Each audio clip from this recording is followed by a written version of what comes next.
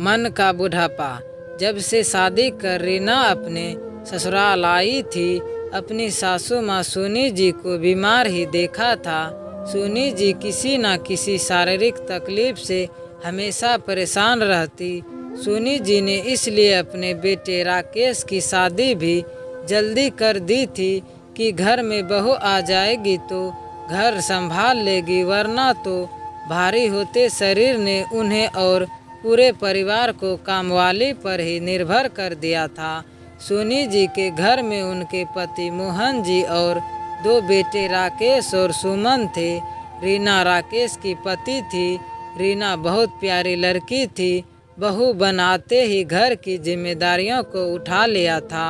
ससुराल में सबका स्वभाव बहुत अच्छा था, बस कमी तो एक ही, सभी को आलस बहुत था। ससुर जी, पति और देवर जी तो फिर भी ठीक थे, लेकिन माँ जी स्वभाव से बहुत आलसी थी। साथ ही खाने में भी उनको तेज मिर्च मसालों का खाना ही चाहिए होता, जिसका असर भी उनके ऊपर दिखता था। बेतहाशा बढ़े वजन से वो उम्र से 2 गुनी दिखाती थी। सोनी जी सबसे अपनी बहू से बहुत खुश थी और रीना की तारीफ सबसे करती। मेरी बहू रीना बहुत ही प्यारी है, एक पल भी चेहरे पे सिकन नहीं आने देती और मेरी सेवा भी बहुत दिल लगा के करती है। कुछ समय बाद रीना के सासू माँ की दूर की बहन के आने का प्रोग्राम बना। रीना बेटा कहने को तो मेरी बड़े ताऊ जी की बेटी हैं शांति दीदी, लेकिन हमेशा मुझे सगी बहन जैसा मान और प्रेम दिया है।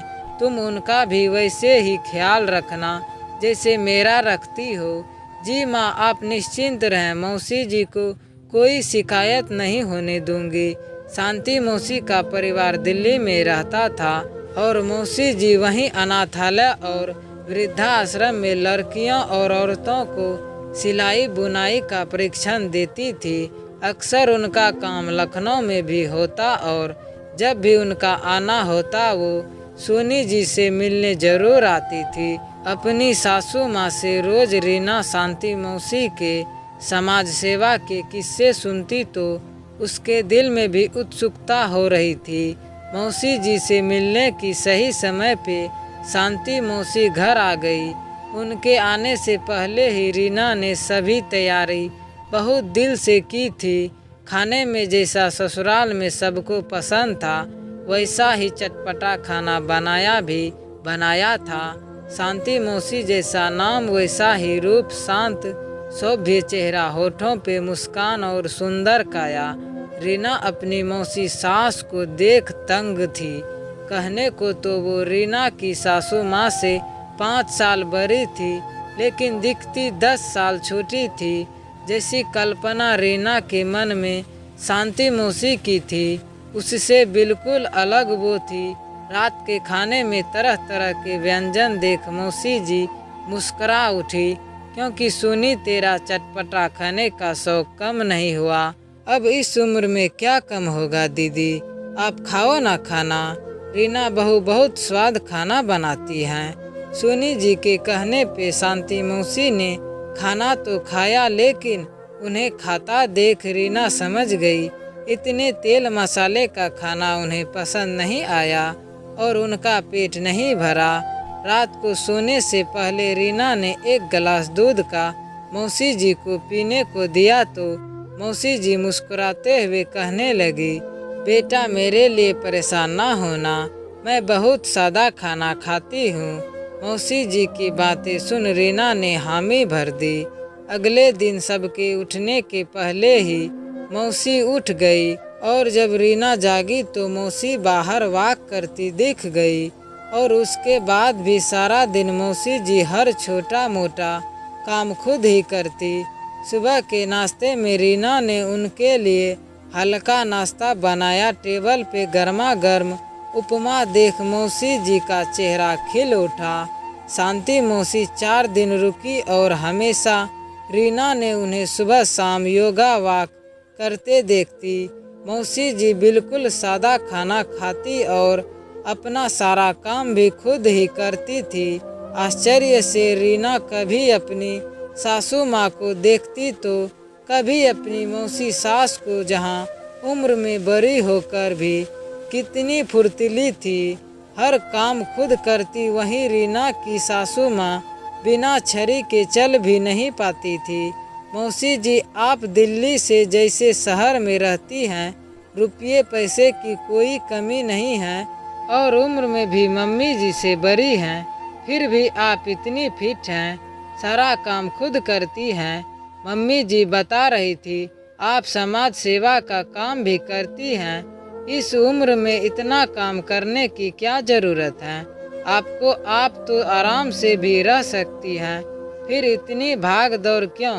रीना की बात सुन मौसी जी मुस्कुरा उठी। रीना बेटा, इंसान तब बूढ़ा होता है जब उसकी इच्छा शक्ति बूढ़ी हो जाती है, और मेरी इच्छा शक्ति बूढ़ी नहीं, और फिर दूसरों पे बीमार और लाचार बोझ बनने से तो अच्छा है मैं खुद का ध्यान रखूं और आत्मविश्वास से भर कर रहूं। जिंदगी में दूसरों की सेवा और मदद कर जो खुशी मुझे मिलती है, वो मुझे दुगुने जोश से भर देती है। रीना बहू, हम समाज से बहुत कुछ पाते हैं, तो कुछ फर्ज हमारा भी बनता है समाज के प्रति अपना फर्ज निभाने का। और फिर कौन कहता है बुढ़ापा एक रोग है?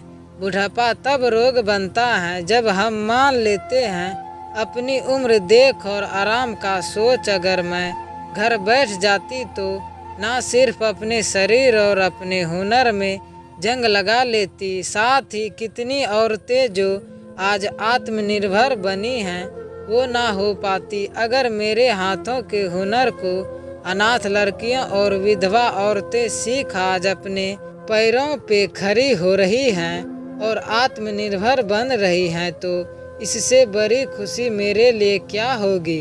मौसी जी की बातें सुन रीना की सारी जिज्ञासा शांत हो गई। रीना ये समझ चुकी थी कि उसकी सासू माँ तन से नहीं बल्कि मन से बूढ़ी हो चुकी थी। वही मौसी जी ने अपने अपने जीवन जीने के उत्साह पे अपने उम्र को हावी कभी होने ही नहीं दिया। अपनी काबिलियत का सही दिशा में उपयोग करना सिर्फ अपना जीवन साथ ही कई महिलाओं के जीवन में भी खुशियों के रंग भर रही हैं। मौसी जी की बात ने रीना के सामने जिंदगी जीने के एक नए नज़रिए को प्रस्तुत कर दिया था। दोस्तों, हमारा स्टोरी अच्छा लगे तो सीधे सब्सक्राइब कर लीजिए। धन्यवाद।